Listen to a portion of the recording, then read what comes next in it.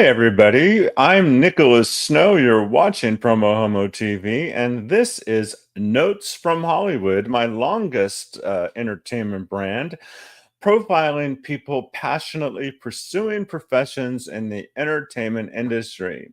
And you know what? You might not think that a film festival director is in the entertainment industry, but let me tell you, film festivals are crucial to the film business.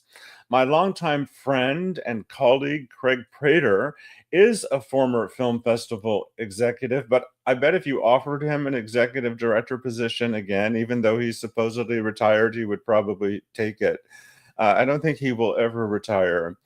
Um, but he has now become an author of fabulous fictitious tales. And coming up, I have an extensive interview. So I'm not going to get into a lot of his biography, but I will give you the synopsis of his first book, The Film Festival Murders. Photojournalist Angeli Borella knew that the introduction of former fashion model Parker Carrington to French filmmaker Jacques Henry would make a great match to create a new international film festival. It did, but it ended when Jacques Henry died in a skiing accident. Accident or murder? Secretive cash bribes, mysterious disappearances, accidents, and deaths. Corporate officials permanently moved to new locations. FBI investigations and protection, continued threats, and secret meetings added to the unknown. Major sponsors and financial supporters of the film festival remained, but at what expense? Were they in the way? Were they in the way of an outside takeover of the festival? It's a small town international film festival with newfound cash flow. Coming from where? And who might be in the way of outside interest? Sexual harassment, employee payoffs, out of town cash sponsors who wanted to remain anonymous, and disappearances happening while Angie and Parker were being followed. Accident and attempts on people's lives. Who is responsible and why? The Desert Cities International Film Festival is a nonprofit event. Why was there questionable involvement from board members and out-of-towners? What was the end game for the Parkers and the future of the Desert Cities Film Festival? So it's a completely fictitious tale, and it's followed up with the Bangkok Film Festival Chronicles, and there's a third book in the works, which you're going to learn about as well in my upcoming interview. Also coming up, I have a What's on Your Mind segment. So live social media comments may be featured on screen. So this is your opportunity now to comment about anything that's on your mind.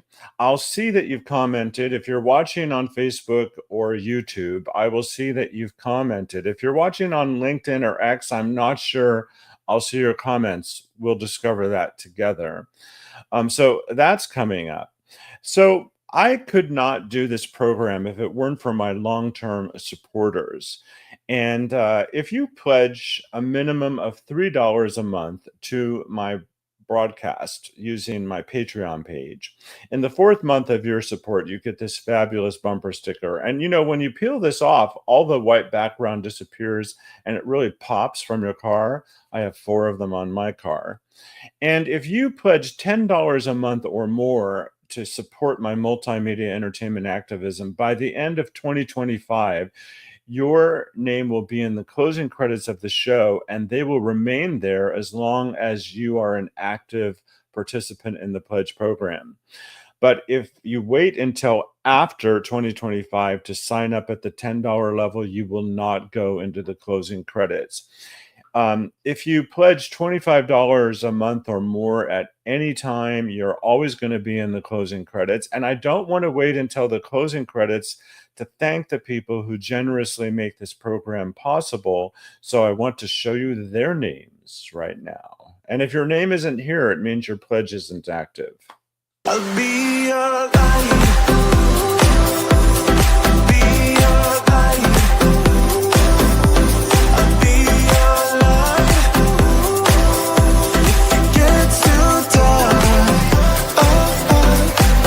I am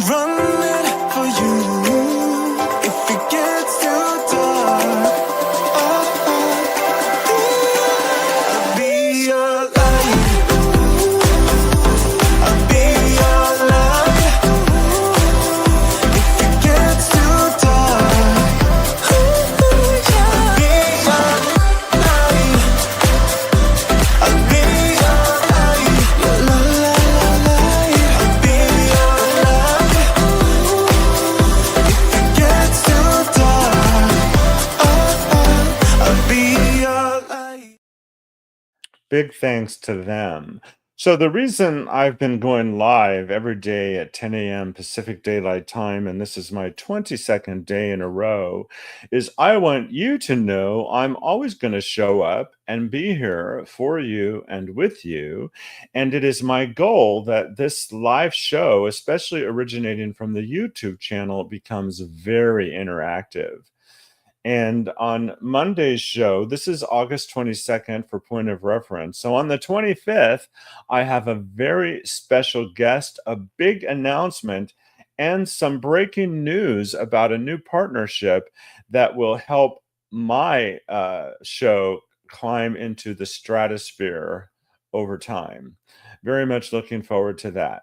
Uh, if you go to the YouTube channel, it's on your screen, like and subscribe, but most importantly, you have to turn on notifications to learn to know when the broadcast goes live. For example, I have over 4,000 subscribers of my channel, but I don't think most of them have turned on their notifications. So please do that. It's now time to thank my sponsors, and then I'm going to come back and bring you my exclusive interview with Craig Prater. I'm Nicholas Snow, and I'd like to thank Willie Ryan and John Pascal, owners of 849 Restaurant and Lounge, for their support of PromoHomo.TV from the beginning. I was honored to work at the restaurant the first 4 years they were open, during which time I was inspired to write this. At 849 Restaurant and Lounge, sitting in the lounge area at a high top with a view of the grand corridor, the main dining area, is truly like starring in one play while simultaneously watching another, both with fabulous scenery and lighting, a gorgeous cast, fascinating characters, and exciting plot twists, complete with movie stars and paparazzi, not to mention fabulous eats. I call it reality dinner theater. See and be seen while starring in your own scene. Perhaps we'll have a scene together. Make your reservations at 849.com.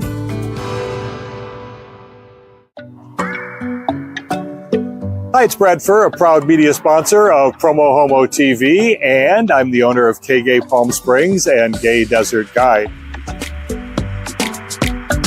We just wanted to say thank you and thanks to Nicholas Snow for what he does. K-Gay Radio is a worldwide streaming service of great dance hits that you can listen to anywhere, anytime. And when you're planning your visit to Greater Palm Springs, use gaydesertguide.lgbt. Ask your smart speaker to play KGAY.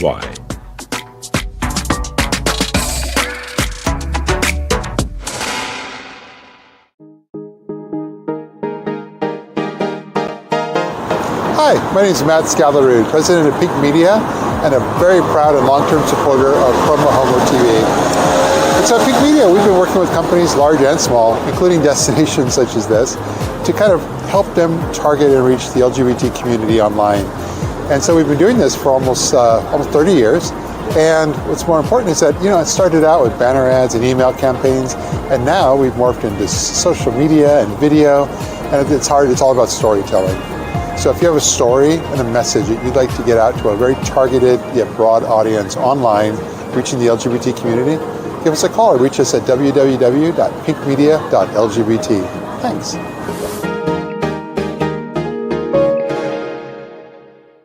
The LGBTQ Community Center of the Desert is the only Coachella Valley organization dedicated to meeting the diverse needs of all LGBTQ plus individuals. From our Palm Springs McDonald Wright Building to the Center Coachella, the Scott Hines Behavioral Health Clinic, and the Community Food Bank, our mission comes to life by making meaningful connections to resources and to community that contribute to LGBTQ plus people's health and happiness. For more information, visit thecentercv.org.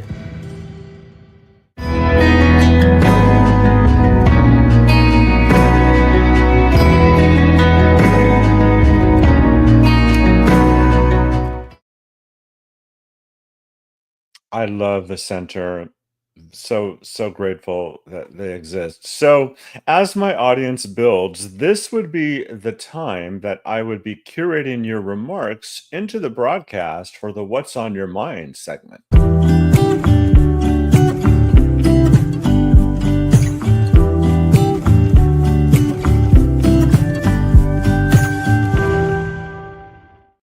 However, I don't have a big live audience yet. A lot of my audience is still watching on demand, and it's growing. There have been times in the past where I was doing regular broadcasting virtually every day, and at that point, I had a significantly engaged live audience. And now I've just started after sort of a year of sporadic broadcasting, returning to daily broadcasting. So I'm what is it? Tracy Gilchrist, who's the editor of Out Magazine, she says, I'm holding space. I'm holding space for my audience. Her comment about that, by the way, went viral. So, this interview that you're about to see was recorded yesterday in the Moroccan Room at 849 Restaurant and Lounge. So, Craig isn't with me today, but he's watching live. And if you're watching this interview live, and you have a question or comment or remark that you type into social media, I can put it on the screen. Craig can see it and he can respond with his own remark. You can talk to each other during the interview that I conducted with him. But I also wanted to let you know that if you see this before September 4th, 2025, that is the day 849 Restaurant and Lounge is celebrating their 10th anniversary. And co-owners Willie Ryan and John Pascal announced yesterday that on that date from 5 p.m. To 9 p.m., they are reverting back to their $9 menu where everybody ate for $9. So literally that night, you're going to be able to buy all kinds of things for $9 each, including drinks, by the way. And but it's going to be sold out, and you do need to make a reservation. So go to 8, that's spelled out, the number 4, 9, that's spelled out.com to make a reservation, or you can make a reservation on Open Table. So without further delay, I'm going to play my interview with Craig. I didn't really have to research the interview because Craig and I have known each other for around 25 years. So sit back, relax, please comment during the broadcast, and enjoy my friend Craig Prater coming up right now.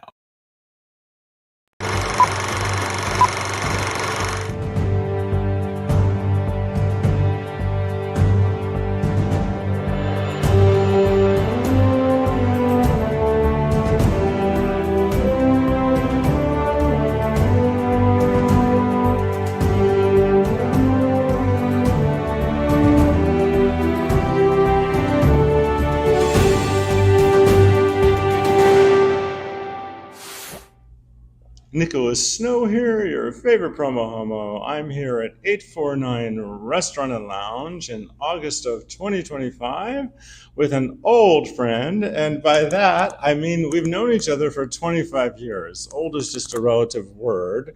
Craig Prater. It's nice to be here with you, Nicholas. And yes, there's no way we can argue the old friend thing. It's old in different ways too, right? Well, exactly. And, Craig has so many claims to fame on his resume. But one of the recent developments in his long, illustrious career is that of fiction author. And his 2 books with a third on the way. The first one is the Film Festival Murders, and the second is the Bangkok Film Festival Chronicles. And I generally have to say no to most authors who want to come on my show because there's so many authors that want to come on my show.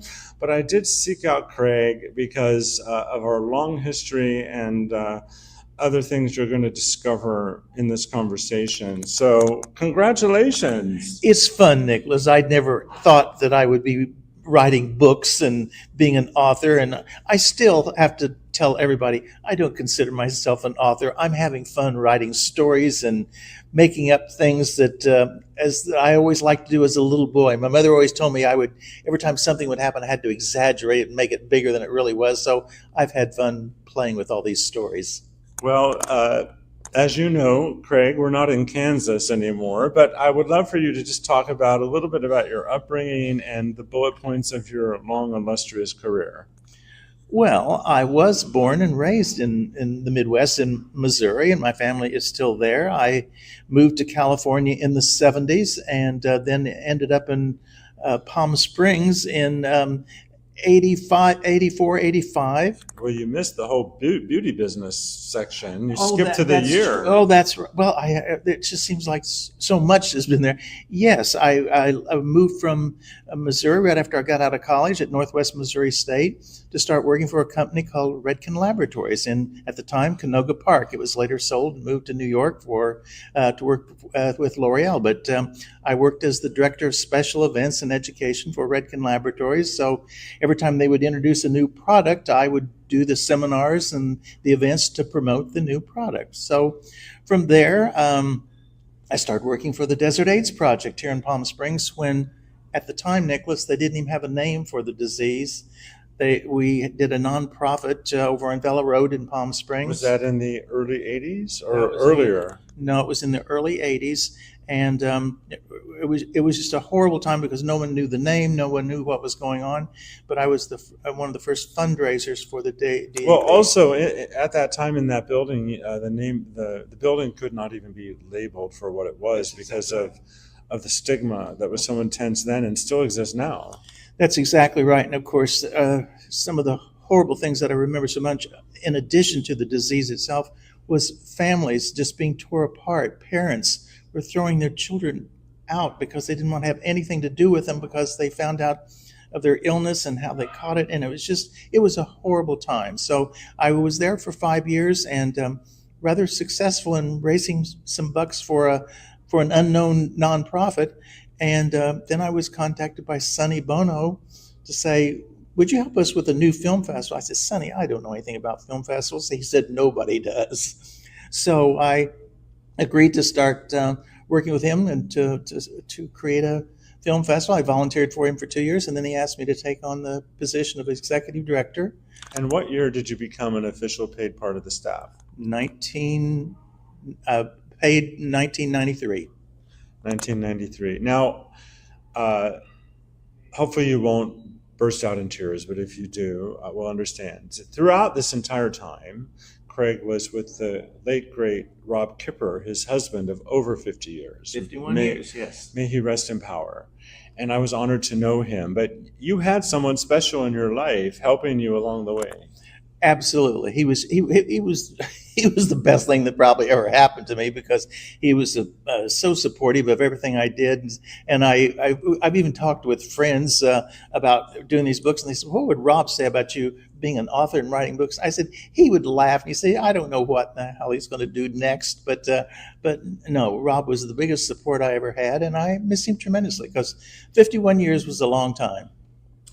Well, I was honored to know him. May his memory be a blessing. And I know he would be proud of you for the way you've gone on in your life. Yeah. So I want to just throw some information for our viewers about my life before it intersected with Craig's. So in the 90s, I produced a public access television show called Tinseltown's Queer in the LA area, reaching up to 600,000 households on a regular basis. That connected me to Matt Scalarud and Fabrice Tessendo, who had launched one of the first websites of its kind, gaywired.com. They sought me out as a media personality to appear on their site, and a great friendship was born. Fast forward many years, and I happened to have left my long-term job at Cedars-Sinai Medical Center, and I was working with Matt and Fabrice in the office behind their West Hollywood home, and they were creating a lot of travel content and targeting particular communities that had strong LGBTQ populations or were popular destinations for the LGBTQ community. So we were involved in coming from LA to Palm Springs, and I decided it would be great to forge a partnership between GayWired.com and the Palm Springs International Film Festival. How was that for a summary? I think you got that down perfectly, and that's exactly how I remember it too. Maybe I should be remember on meeting you TV. that- Well, maybe you should think about that. Yes. But anyway, I remember that first meeting, and But it's kind of scandalous when you think about it today with the Me Too movement. It was all very respectable, but I actually met with Craig in a hotel room in West Hollywood. Was it the Bellage? I think it was. Now you've got to see. Now there's where your memory's better than mine. Yes, it was. And we had a very respectable meeting, but that synced a media partnership between GayWired and the Palm Springs International Film Festival. And we created some scandal because we had an amazing graphic designer working with us, and we had a full-page ad in the film festival program. I don't remember the text of the ad, but the visual image was this gorgeous, shirtless male angel with wings spread and an incredible physique. I remember that too.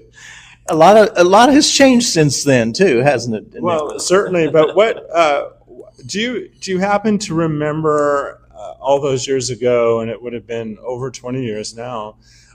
Did it create any waves or controversy that you had such a significant partnership with a gay company at that time? Oh, of course. But of course, in those days, I don't recall even the term gay being used much. I don't know how the reference was, but oh yes, I had backlash from why we'd have that. And I said, we got money, they paid us for an ad.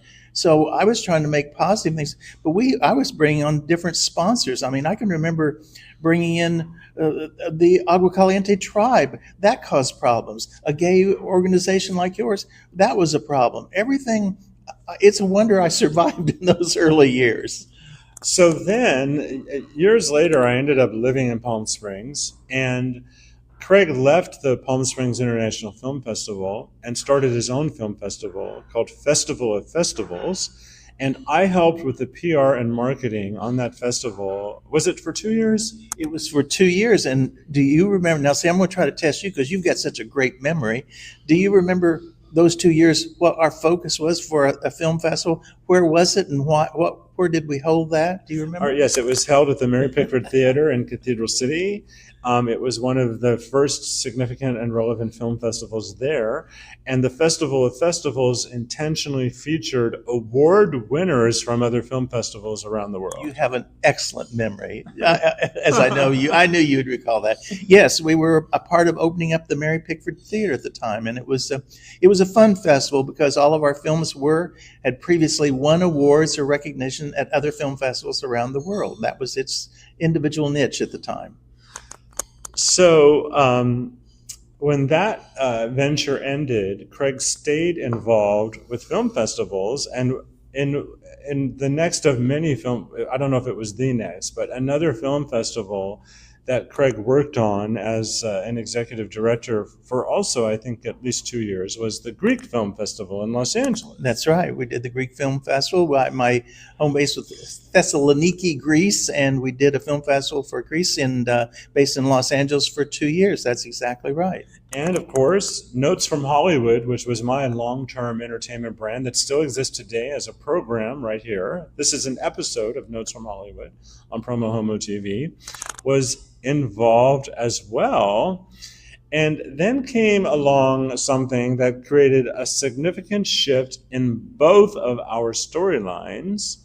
So, drum roll. What happened then? Well, I was approached by the Royal Thai government to say, Craig, would you help us with a film festival in Bangkok, Thailand? I had never been to Bangkok, Thailand. So I said, well, yes. So meetings were set up to make a trip for me to go to Bangkok and talk to government officials with the Tourism Authority of Thailand to see what we could do. And from then, I spent 5 years there, and we had this wonderful publicity guy tagging along from the Los Angeles and Palm Springs area that was there too. And what was his name again? His name was Nicholas Snow with Notes from Hollywood. And it's amazing the power of the word Hollywood outside of Hollywood. And but with my entertainment reporting for Notes from Hollywood, I was invited to the Bangkok International Film Festival 3 years in a row, beginning in 2004, January of 2004. And between January of 2004 and January of 2005, the Tourism Authority of Thailand invited me back for an 8-day private tour of the Bangkok area and also the Chiang Mai, Chiang Rai area, where I got to experience, literally I had my own guide and I had a driver and a car, and it was otherworldly. And then in late 2004, on Boxing Day, was the horrible tsunami. And the Bangkok International Film Festival was set to happen just a few weeks later. Yes.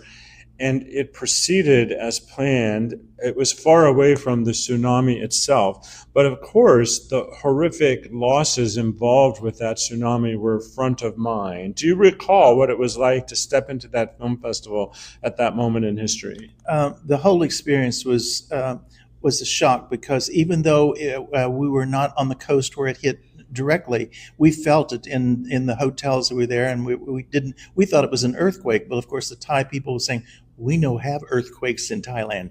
So we were trying to figure out what was really happening. But yes, and of course. So you were already in Thailand a few weeks prior to the film festival. Oh, yes. When it happened. I was there when it happened. That's right. And the sad part was, I'll always remember, in the story I still tell to this day, and I get emotional telling about it. I had a knock on my hotel door while all this was happening, a day after it, and I opened it up, and it was Her Royal Highness the Princess Opal Ratna. And I said, Princess, please come in, because that was rare. You didn't have the royal family show up at your hotel. And she says, I'm coming to apologize. I said, why are you going to apologize? She says, my son was going to volunteer for the film festival, and he was killed on the coast during the tsunami, and he won't be here to help you. I was flabbergasted. I didn't know what to say for something like that. But the Thai people and the royal family were so wonderful that I will always remember that as the highlight of my entire life. Well, it was really profound to be there that year. But another thing that really altered my storyline is our good friend Thomas Castaneda and his colleagues. I don't remember the name of their PR firm at the time. It was Nadia Bronson and Associates. Okay, so at the time it was Nadia Bronson and Associates. I believe Thomas is retired, but his colleagues have gone on to create another really powerhouse PR agency, and the name is slipping my mind, so my apologies. But I'm sure you had something to do with this, but the second and third years I was there traveling, I was asked to moderate the high-level press conferences in front of the worldwide press corps. And the media in Thailand was really going nuts for people that had an association with Hollywood. Me a little bit, but mostly for the very legitimate worldwide stars. So when the press would gather to listen to, and when I say I was moderating a press conference, really there weren't questions from the media. It was more of a facilitated discussion with the stars and the directors in front of them. But they would pack the house and there would be tons of cameras and lights. That's right. And the very first press conference I moderated was with Oliver Stone. That's right, absolutely. And there were over 400 members of the international press that was observing all that and recording it and everything. Yes, Oliver Stone. And then there was I think you interviewed also another beautiful French actress, didn't you? Catherine Deneuve, Oh, you yes. Well, so one of the big press conferences was the Asia premiere of Phantom of the Opera, directed by Joel Schumacher, starring Gerard Butler and Miranda Richardson, among others. And Joel Schumacher was being honored that year, and his films were part of the retrospective. So I conducted a press conference. It wasn't a press conference, a moderated Q&A in front of the world press with Joel Schumacher, Miranda Richardson, and Gerard Butler. And then halfway through that event, Gerard and Miranda stepped away, and we were joined by Michael Douglas. And so I was, with them on stage. And then, of course, other people that I ended up interviewing over that year and the next year, people like Willem Dafoe and there's so many, a lot of people that I'm, completely forgetting about, but major stars. It was major stars. And just to go back to that premiere of The Phantom of the Opera, you and I, we somewhat become accustomed to a press conference and a TV premiere, but that was worldwide. That hit worldwide international news when the premiere of The Phantom of the Opera premiered in Bangkok, because that was now as I look back, that was one of the biggest events I think I ever attended in my life. And that was the Asia premiere. Yes. And it was pretty astounding. But when I talk about what caused the next twist in my storyline, I basically feel like because of the over-the-top style of the Tourism Authority of Thailand, I tell people, and it's not an exaggeration, I stepped off of a plane and onto a red carpet, not literally, but lots of red carpets, and to have an introduction to a country like that at that level of visibility around the art of filmmaking was astounding. It was, and you mentioning that red carpet, at one of the world premieres, I remember our publicist guy, Thomas Castaneda, that you mentioned, him saying, I have never in my life seen a red carpet this long. And they were actually timing how long it would take to get the celebrities from point A to point B. 15 minutes or something. It was so long. Well, it was at the Siam Paragon, yes. and the entrance to the red carpet was literally where cars could access, and it went a long way, and ultimately ended up at the great cinema complex at the top of the amazing modern mall. Yeah. It was just a fabulous time, but it's fun to think back of all those celebrities that went there, because there was reference that Bangkok was going to become the Cannes Film Festival of Southeast Asia, and they nearly achieved that. It was just too bad that it closed down, not because of they didn't do a wonderful job with it, but there was a military takeover, so everything was coming to a halt. The leadership of the Tourism Authority changed, So because of all of this, I hatched a plan, and the third year that I went there in January of 2006, even though the Tourism Authority had provided me with a round-trip ticket, I had already planned that I was going to stay there. I had a plan in place that I had hatched, and I ultimately received official media credential from the Ministry of Foreign Affairs, which entitled me to a work permit, and I lived and worked in Thailand for 5.5 years. Coincidentally, the month that I decided to go there was Craig's last month with the festival, which created a twist in my storyline that I wasn't expecting. The next 5.5 years is a whole other story. I wrote a book about it. Go to lifepositivebook.com, lifepositivebook.com for that book. And then I ultimately came back to Palm Springs to live in 2011. But during that time, Craig, you were the head of the Jewish Film Festival in San Diego. And then you worked for 5 years in Indianapolis, Indiana at the Heartland Film Festival. And then you somehow ended up back in Palm Springs. Well, two things. Of course, San Diego was a wonderful. I was spent 5 years there working for the San Diego Jewish Film Festival and also the San Diego International Film Festival. And of course, there's not too many places more beautiful and wonderful than San Diego. And of course, the people there to work with the Jewish community and also the International Festival was just was absolutely wonderful. So great memories. And then what was the other one you mentioned then? Heartland. Oh, the Heartland. Yes, of course. That was the last film festival I did before retirement. I was there for 5 years. And to this day, the Heartland International Film Festival has the largest cash prize money for independent filmmakers in North America. So well, and you were instrumental in founding their Indie Shorts Festival in the summer that was modeled after, well, in some ways, the Palm Springs International Film Festival's Summer Short Film Festival. And that still goes today. I mean, the what you've accomplished there in your 5 years at Heartland lives on.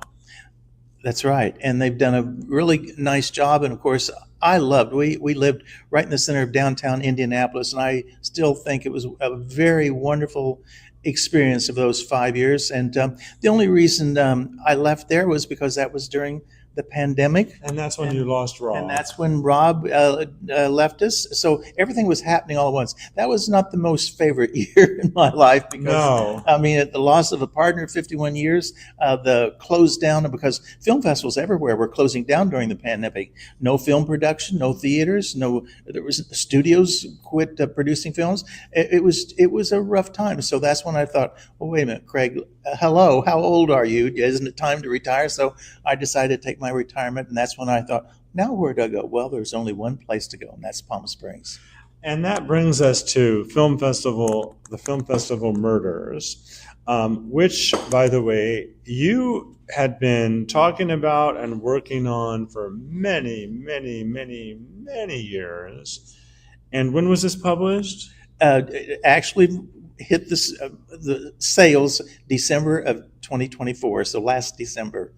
And then your new book, the Bangkok Film Festival Chronicles, when was it published? 2 months ago. So I think it officially come out in maybe March, April.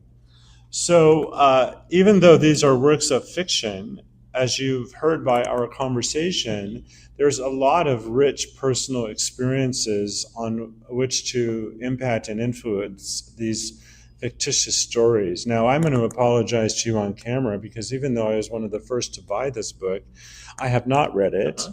I know that some of the characters are loosely based on people that I know. What I do not know is, are any of the characters loosely based on me? Do I show up in this book anywhere? I think there's a mention of somebody. It's not using the name Nicholas Snow, and it doesn't even use the name Palm Springs or the Palm Springs Film Festival. All of that is made up, but it is based on, because what I did during my long time of working with different film festivals, I kept wonderful fun diaries, because the comment that I'm hearing about people who have read the book, they're not saying, Craig, it's a fabulous book and I have fun reading it. It's more, I had no idea that's what happens at film festivals. There's so many things behind the scenes that are exposed in the book that that's what's been fun, is hearing comments from people saying, I had no idea. Certainly, these are works of fiction, and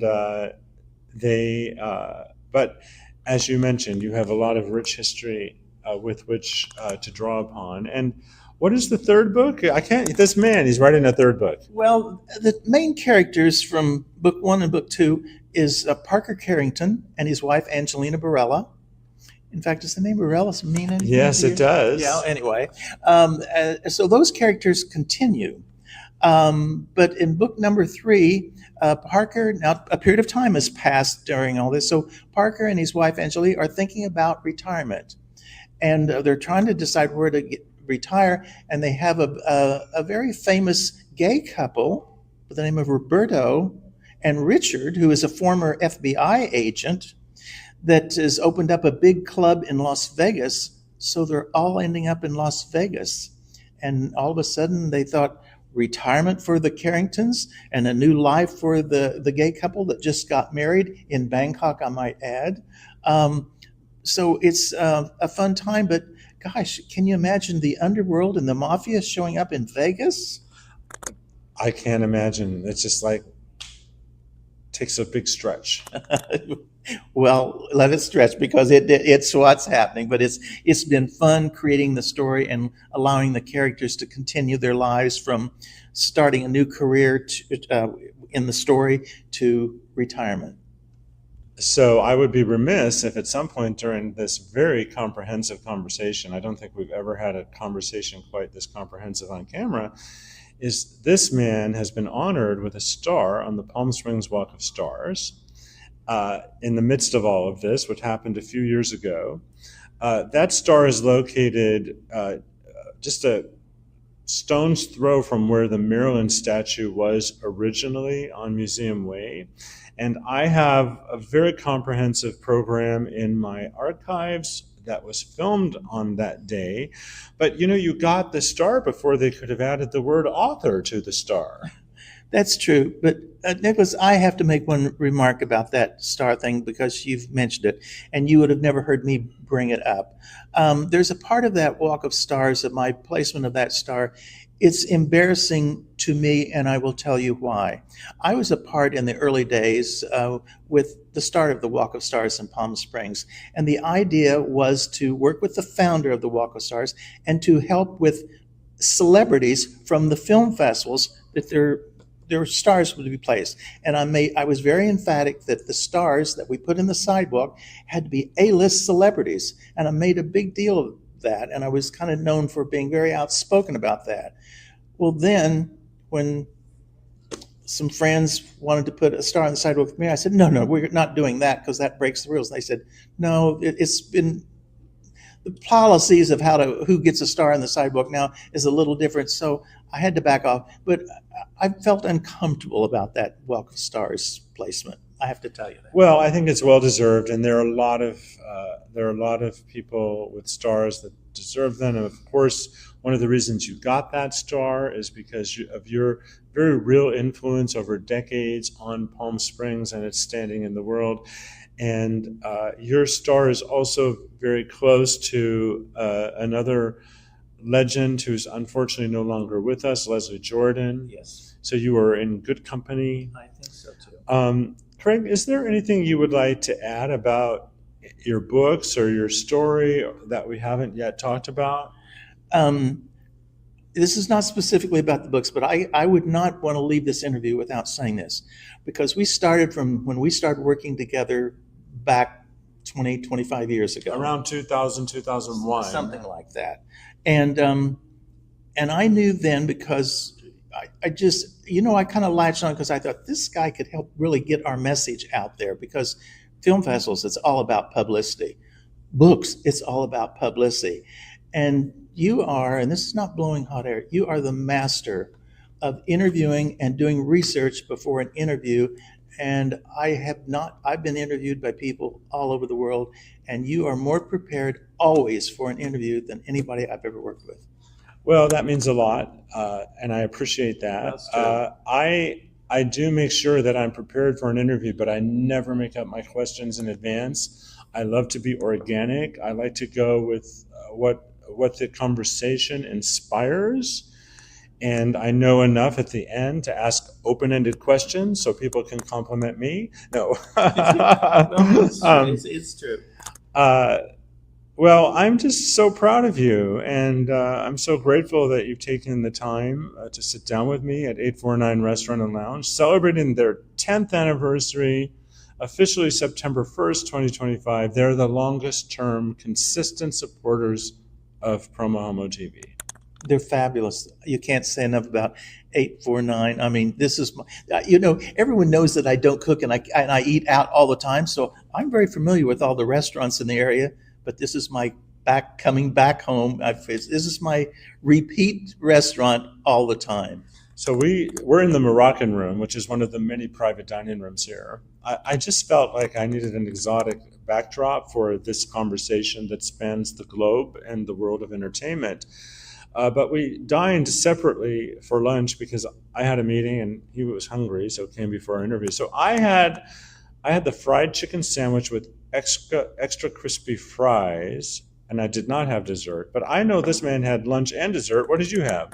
Oh, I had that chocolate lava cake that was just fabulous for dessert, and that is my favorite. I go back to. I keep saying I'm going to try Are to you try talking something about the different. flourless Yes, the chocolate flourless cake? chocolate cake. Yes, absolutely. And I keep saying I'll try something different, but there's no way I would. All right, what did you have for lunch? What did I have for lunch? I don't know because What did I have for lunch? was it a salad? I have no I did. idea. It was a Caesar salad. That's right. I have no idea because I wasn't near him. I'm just guessing. Well, yes. Yeah, Nicholas, I just now noticed we've been sitting in this room for a period of time, and you know what? We talked about the film festivals, and I didn't get started in film festival if it hadn't been for Sonny Bono, and I just looked up on the wall here in this restaurant, and who is the big painting of? Cher has been watching us. Cher is on the other side of that camera right now. A big, beautiful painting of Cher. That's right. But if it wasn't for Sonny, I would have not had a film festival career. He was the inspiration, and so many things that I did in my career with various film festivals, it's all because of Sonny. He gave me the idea. He was the inspiration, and he was the talent behind the film festivals. Well, Craig Prater, we could go on and on, but won't. I want to thank you for taking the time to speak with me on this very special edition of Notes from Hollywood about 25 years after we first met. That's absolutely right. And do you think it'll be another 25? Well, maybe for you, but I don't think for me. Well, you know what? I am grateful for every day of life because so many people we know are no longer with us. Yep. I am 63, and I am happy to live as long as I can. I do know, however, that at the end of my life, I don't want to suffer. I don't want to experience pain. And I don't want to, I don't want to have a terrible quality of life. I would rather go younger in a way that excluded those particular circumstances. I do understand, and when you give that number, I think you are a youngster because I'm getting ready to hit the big 80. So that's, any way you look at, that's an old number.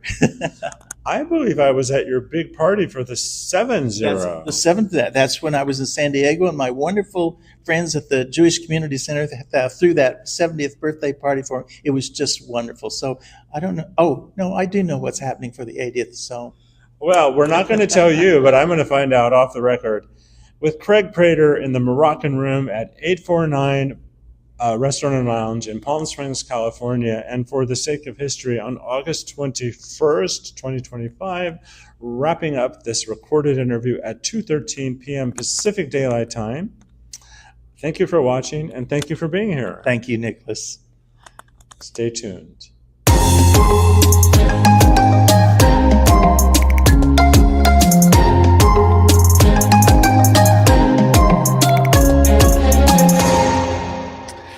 Love that conversation, and it occurred to me that I could show you this photo so you know that I wasn't making it up. So that's me and Michael Douglas, the year that Joel Schumacher was honored at the Bangkok International Film Festival, and that was taken at the gala. I believe it was called the Golden Canary. Actually, that was the award, the Golden Canary. And that was at the gala. So that was after the press conference that I referred to that was including Joel Schumacher, Miranda Richardson, and Gerard Butler as well. I also, Craig, who's watching live, thank you again. And I know a lot of other people were watching live. I can tell by the numbers on my screen, but you're all shy. You weren't commenting. I hope that my audience gets a little bit bolder in terms of commenting. I would love to let you all know how to find what's coming up on PromoHomo.TV and also how to submit guest and story ideas. So I'm going to just bring up the homepage of my website right now, which you're now seeing on your screen nice and large. So that's not the one I want to show because it's interesting. I've learned that, let me just take that out. I have learned that, there, I'm going to open that one. I've learned that my Safari browser isn't showing me the most recent version of my website, but I do know that people out there are seeing the most recent version of my website. And I am going to show you it as well. So just one moment. So this is looking at my website using Chrome, and you can find all of the recent episodes. And I've done 22 episodes in the last 22 days, and you can find all of them by scrolling down. And then when you get to the bottom of the homepage, because you're going to get to the bottom of the homepage and you're going to need to go to page 2 to continue to see the new episodes. Also, from any page at the top menu, there's a pitching guest option in the submenu, pitching guest. And there is a how to submit guest and story ideas tab. And there's also another tab, instructions for confirmed guests. So just wanted you to know about that. And a reminder that if you believe in my show and the work that I'm doing, please consider signing up at my Patreon page. You're about to see the names of the people who do that in the closing credits sequence. And until next time, I'm Nicholas Snow.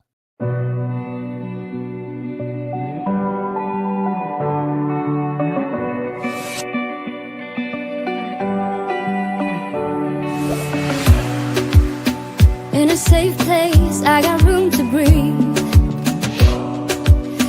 Been a long chase, but at last I'm free. These open woods, I knew I could find peace here. Nothing like the city where I got tired of the running, the catching up. I got hungry for the stunning high mountain top.